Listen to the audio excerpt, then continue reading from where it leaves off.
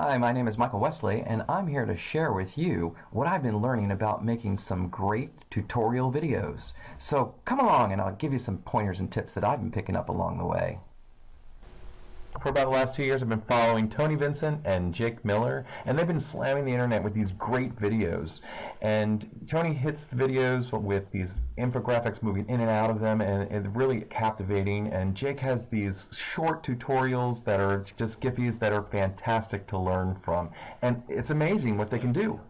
Simply hold up a QR code in front of the camera, and it is scanned. KeyReader can open URLs automatically in your web browser. After you have a reader, it's time to get scanning. QR codes can be large or small.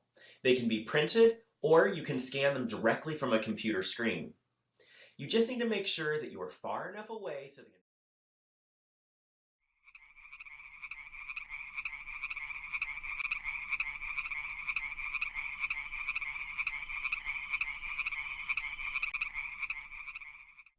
Now, to start making great videos, you need to have an editing platform.